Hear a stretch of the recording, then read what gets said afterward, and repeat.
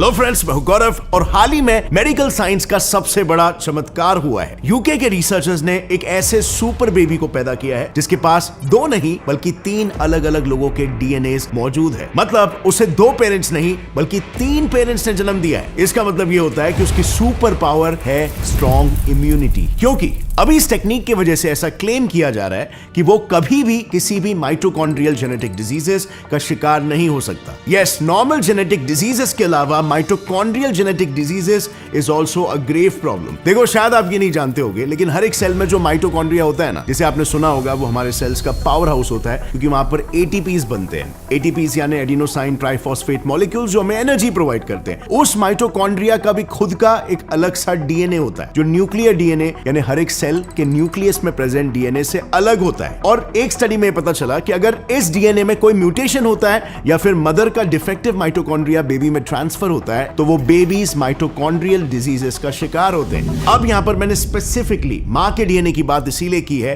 क्योंकि स्पर्म का माइटोकॉन्ड्रिया उसके टेल की शुरुआत में यहां पर प्रेजेंट होता है। सो फर्टिलाइजेशन के दौरान जब स्पर्म और एग सेल्स फ्यूज होते हैं तब हेड को छोड़कर बाकी सारा पार्ट डीजेनरेट हो जाता है। सो अल्टीमेटली बेबी के अंदर मां का ही माइटोकॉन्ड्रिया रह जाता है। अब इन माइटोकॉन्ड्रियल डिफेक्ट्स का रीजन जानने के लिए रिसर्चर्स ने एक सर्वे किया, जिसके लिए उन्होंने 26 से 42 इयर्स की एज के 21 फीमेल्स के एग सेल्स को स्टडी किया। इस स्टडी में उन्होंने ये पाया कि 26 से 36 के एज ग्रुप में सिर्फ एक ही फीमेल एग सेल में माइटोकॉन्ड्रियल म्यूटेशंस है, whereas 37 से 42 के एज ग्रुप में 6 फीमेल्स के एग सेल्स में माइटोकॉन्ड्रियल म्यूटेशंस है। और इससे ये कंक्लूजन आया कि बढ़ते एज के साथ साथ माइटोकॉन्ड्रियल डिफेक्ट्स के चांसेस भी बढ़ने लग जाते हैं। और अगर इन फीमेल्स ने इस एज में बच्चे पैदा किए तो उनके बच्चों को माइटोकॉन्ड्रियल डिसऑर्डर्स होने की प्रोबेबिलिटीज बढ़ जाती है। और ऐसा इसीलिए क्योंकि देखो, हमारी ह्यूमन बॉडी एक मशीन की तरह काम करती है और सभी मशीन्स की ही तरह इसमें भी वक्त के साथ साथ एरर रेट्स बढ़ते चले जाते हैं। मिसाल के तौर पर हमारे बॉडी के कोर प्रोसेस डीएनए रेप्लिकेशन को ही ले लो। इसमें 1 मिलियन न्यूक्लियर बेसेस के अरेंज होने पर एक बेस का एरर या सिंपली एक बेस पेयर गलत लग जाता है और इन एरर्स का रेट उम्र के साथ साथ बढ़ते चला जाता है। माइटोकॉन्ड्रियल डीएनए में भी कुछ ऐसा ही होता है, बस सिर्फ फर्क यहाँ पर इतना है कि यहाँ पर एरर रेट न्यूक्लियर डीएनए के मुकाबले पहले से ही 1000 गुना ज्यादा होता है। दरअसल न्यूक्लियर डीएनए को ढेर सारे एंजाइम्स और प्रोटीन्स प्रोटेक्ट करते हैं, जो प्रोटेक्शन माइटोकॉन्ड्रियल डीएनए के पास नहीं होता है। और इस वजह से माइटोकॉन्ड्रियल डीएनए ज्यादा जल्दी डैमेज होता है, जिससे कई सारी जानलेवा बीमारियां होती है। मिसाल के तौर पर जेसिका का ही केस ले लो। जेसिका को एक माइटोकॉन्ड्रियल डिजीज है, लेज डिजीज, जिसकी वजह से उसका ब्रेन सड़ना शुरू हो गया है और इस वजह से उसका मोशन डेवलपमेंट स्लो हो गया है और आज अनफॉर्चुनेटली उसे ट्यूब्स के जरिए खाना खिलाना पड़ता है। डॉक्टर्स के मुताबिक ऐसी कोई भी ट्रीटमेंट मेडिकल फील्ड में अवेलेबल नहीं है जो जेसिका की हालत को पूरी तरह से सुधार सके। इनफैक्ट उनका तो ये तक कहना है कि वो ज्यादा दिन तक नहीं टिक पाएगी, क्योंकि माइटोकॉन्ड्रियल डिजीजेस बॉडी के किसी भी वाइटल ऑर्गन, जिसकी ब्रेन, लंग्स, हार्ट, किडनीज के सेल्स को अफेक्ट करके उन्हें इस तरीके से डैमेज करते हैं कि लोगों को cardiovascular diseases, diabetes, liver and kidney failure जैसे जानलेवा बीमारियां हो जाती है, अल्टीमेटली जो उनके मौत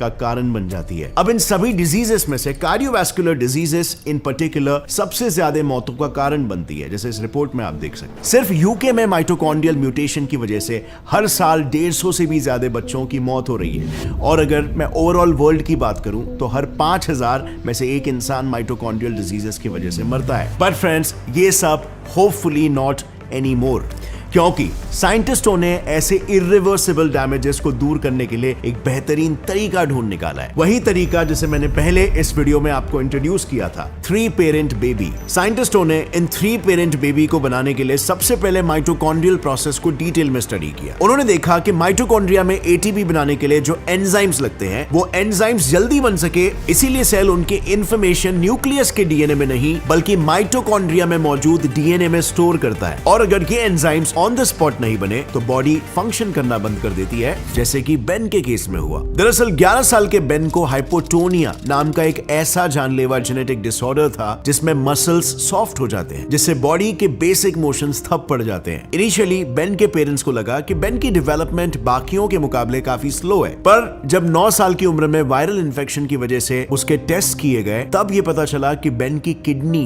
धीरे धीरे फेल हो रही है और इसके हार्ट में कई सारे ब्लॉकेजेस है। इस डायग्नोसिस के बाद तुरंत उसके ट्रीटमेंट की शुरुआत हुई, लेकिन अनफॉर्चुनेटली ट्रीटमेंट का कुछ असर होने से पहले ही उसकी हार्ट अटैक से मौत हो गई। अब बेन के साथ ऐसा क्यों हुआ, आइए 2 मिनट्स में से बहुत ही जल्दी समझते हैं। बेसिकली एटीपीज बनाने के लिए माइटोकॉन्ड्रिया एक 3 स्टेज प्रोसेस सेल्यूलर रेस्पिरेशन को फॉलो करता है, जिसके फर्स्ट स्टेज में ही ग्लूकोज साइटोप्लाज्म में ही 10 स्टेप के ग्लाइकोलिसिस प्रोसेस के जरिए 2 मॉलिक्यूल्स एटीपीज के बनाता है, जिसका एंड प्रोडक्ट पायरुवेट होता है। अब इसके बाद ये पायरुवेट जाता है माइटोकॉन्ड्रिया में, जहां 8 स्टेप के क्रेब्स साइकिल के जरिए अगेन 2 एटीपीज बनाता है along with 2 by products NADH2 और FADH2। अब यहाँ पर जैसे आप देख सकते हो टोटल 18 स्टेप्स होने के बावजूद भी सिर्फ 4 मॉलिक्यूल्स ही एटीपी के बने हैं, जबकि हम सब ये जानते हैं कि एक सेल एक टाइम पर टोटल 38 मॉलिक्यूल्स एटीपीज बनाता है। सो बाकी के 34 एटीपीज कहां बनते हैं? तो वेल इसके लिए ना ये जो बाय प्रोडक्ट्स है NADH2 और FADH2 ये जाते हैं माइटोकॉन्ड्रिया के इन F1 पार्टिकल्स पर। यहाँ पर electron transport chain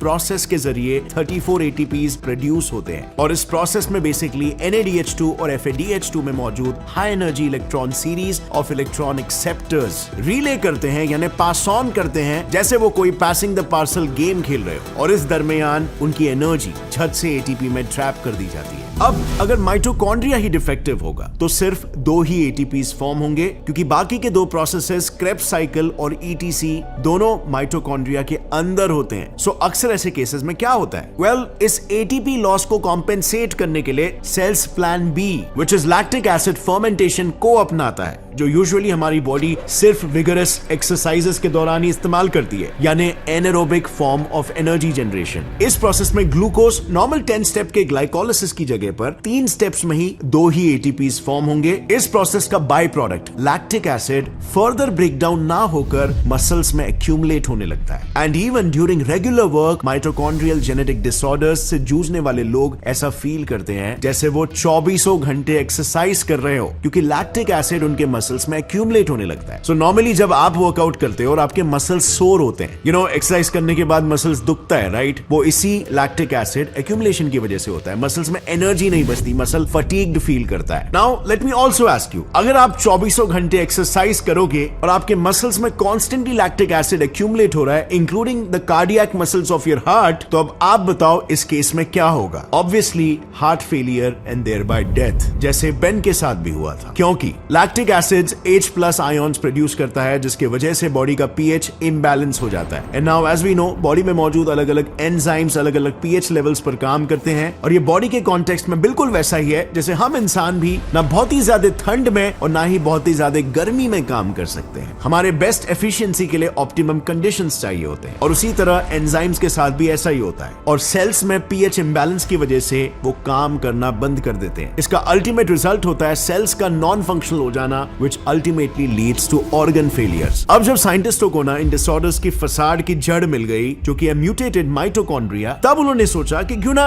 in vitro fertilisation IVF या सिंपली टेस्ट ट्यूब बेबी के मेथड के जरिए इस डिफेक्टिव माइटोकॉन्ड्रिया को किसी दूसरे फीमेल के हेल्दी माइटोकॉन्ड्रिया से रिप्लेस कर दिया जाए। लेकिन जब 1996 में पहली बार इस प्रोसीजर को ट्राई किया गया, तब रिजल्ट्स काफी हार्ट ब्रेकिंग थे, क्योंकि इस प्रोसीजर द्वारा पैदा हुए बच्चों का ब्रेन अंडर डेवलप था और उनके मेन न्यूक्लियर DNA में डिफेक्ट्स आने लग गए थे। जबकि यही सेम प्रोसीजर जब चूहों पर ट्राई किया गया था तो वो टेस्ट एकदम सक्सेसफुल हुए थे। दरअसल इस पूरे प्रोसेस की शुरुआत 1980s में चूहों पर सबसे पहले हुई थी, जिसमें न्यूक्लियस को छोड़कर सारा साइटोप्लाज्म इंक्लूडिंग सेल ऑर्गेनल्स को दूसरे चूहों के एग सेल्स में सक्सेसफुली ट्रांसफर कर दिया गया था। इस सक्सेस के बाद 1996 में इस प्रोसेस को ह्यूमंस पर अप्लाई करने की परमिशन मिल गई, बट सैडली उन्हें ह्यूमंस पर इसके नेगेटिव इफेक्ट्स दिखे, जिसकी वजह से FDA ने इस प्रोसेस पर बैन लगा दिया और ये कॉन्सेप्ट बस एक थियरी ही रह गई। Until 2004 जब UK के the human fertilisation and embryology authority HFEA ने इस डिमेंशन में अपनी जिज्ञासा दिखाई, and with a minor change उन्होंने 2 नए टेक्निक्स डेवलप किए, जिसके जरिए 2016 में पहला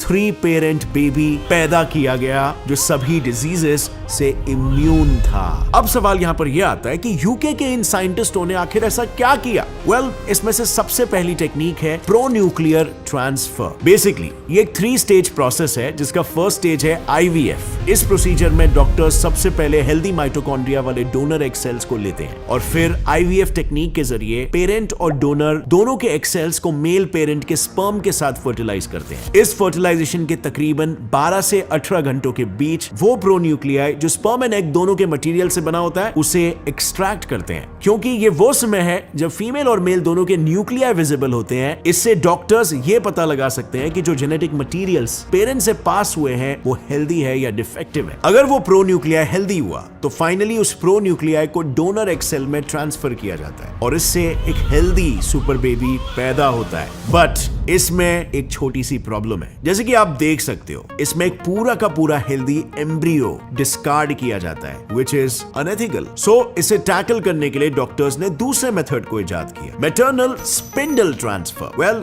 ये प्रोसेस भी उसी के जैसा है, बस इसमें फर्टिलाइजेशन के पहले न्यूक्लियस को रिमूव करके डोनर एग सेल में ट्रांसफर किया जाता है और ये पूरा प्रोसेस होता है सेल डिवीजन के सबसे इंपॉर्टेंट फेज मेटाफेज में, क्योंकि इस फेज में क्रोमोसोम्स अलाइन होते हैं, जिसके वजह से उनको सेग्रीगेट करना और उनमें डिफेक्ट स्पॉट करना इजी हो जाता है। लेकिन एक मिनट, यहां पर सोचने वाली बात यह है कि अगर मदर का माइटोकॉन्ड्रिया डिफेक्टिव है तो डायरेक्टली फादर का माइटोकॉन्ड्रिया ना लेते हुए किसी अनजान डोनर का माइटोकॉन्ड्रिया क्यों लिया जाता है? तो देखो, इसका जवाब है माइटोकॉन्ड्रियल पॉपुलेशन। क्योंकि जहां पर एक स्पर्म में 50 से 75 माइटोकॉन्ड्रियाज होते हैं, वहीं पर एक एग सेल में 100 मिलियन माइटोकॉन्ड्रियाज होते हैं। ऐसा इसीलिए क्योंकि फीमेल एग सेल स्पर्म से 400 टाइम्स ज्यादा बड़ा होता है और इसीलिए डोनर हमेशा एक फीमेल एग सेल ही चाहिए। खैर, भले इसमें एक स्ट्रेंजर का एग सेल इस्तेमाल किया हो, यहां पर सक्सेस रेट फिर भी 70 से 80% होता है। यानी 70 से 80% चांसेस है कि हेल्दी सुपर बेबी पैदा होगी ही। लेकिन फ्रेंड्स, हर सिक्के के 2 पहलू होते हैं, जैसे आपको पता है। I mean, even if baby detected genetic disorder से अब इम्यून हो चुकी है, there are still higher chances कि जब उस फर्टिलाइज्ड एग को मदर के वूम्ब में ट्रांसफर किया जाएगा तो मैटरनल एज, एनवायरमेंटल फैक्टर्स और हेल्थ कंडीशंस की वजह से एम्ब्रियो डेवलपमेंट में प्रॉब्लम्स हो सकती है। और ऐसा ना हो इसलिए साइंटिस्टों ने एक आर्टिफिशियल वूम्ब भी डिजाइन कर लिया है, जिसमें एक बेबी के डेवलपमेंट के लिए लगने वाले सभी न्यूट्रिशंस मौजूद होंगे। अब एग्जैक्टली आर्टिफिशियल वूम्ब कैसे काम करता है, एक रेवोल्यूशनरी टेक्नोलॉजी है। इसे ऑलरेडी मैंने इस वीडियो में यहाँ पर पूरी तरीके से एक्सप्लेन किया इन डिटेल। आपको इसे मिस बिल्कुल नहीं करना चाहिए, बहुत ही इंटरेस्टिंग वीडियो है। और अगर फ्रेंड्स आपको ये वीडियो देखकर कुछ भी नया सीखने मिला, एक लाइक जरूर ठोकना। Get set fly science channel को सब्सक्राइब कर लो और बेल नोटिफिकेशन दबाओ ताकि आगे आने वाली हमारी कोई भी वीडियो की अपडेट आप मिस ना कर सको। See you next time. As always, stay curious, keep learning and keep growing. जय हिंद।